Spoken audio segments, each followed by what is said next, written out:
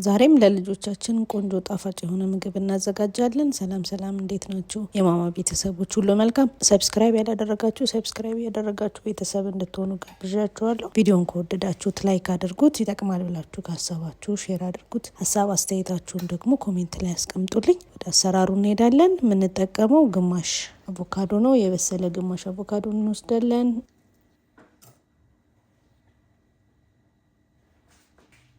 ከዛ ደግሞ ግማሽ ሙዝ ያስፈልገናል።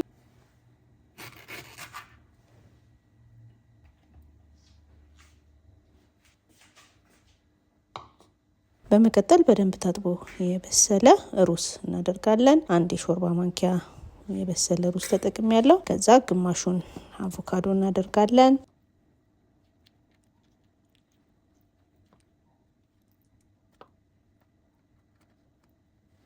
እንዲሁም ሙዙን ግማሹን ሙዝ እናደርጋለን። ሁሉም ፍራፍሬዎች በደንብ ታጥበው የተዘጋጁ ናቸው። ስለዚህ እናንተም ከመጠቀማችሁ በፊት አጥባችሁ አዘጋጁት። ትንሽ ጣፋጭ እንዲሆንላችሁ ከፈለጋችሁ አንድ ሙሉ ሙዝ መጠቀም ትችላላችሁ። ነገር ግን ግማሽ ሙዝን በቂ ነው።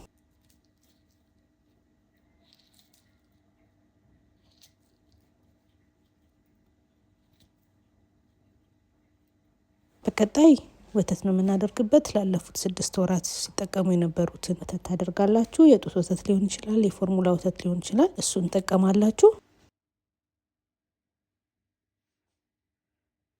ከዛ እንፈጨዋለን ማለት ነው። ስትፈጩ መሀል ላይ ቅጥነቱንና ውፍረቱን ወተቱን እየጨመራችሁ ማስተካከል ትችላላችሁ። ማቅጠንም ማወፈርም በልጆቻችሁ እድሜና ፍላጎት ይወሰናል። እድሜያቸው ከፍ እያለ ሲሄድ ወፈር እያደረጋችሁ ትሄዳላችሁ። ነገር ግን በተለይ ደግሞ ልጆቻችሁ የሚፈልጉትና የሚወዱት አይነት ውፍረትም ካለ በዛው ልክ ታስተካክሉታላችሁ።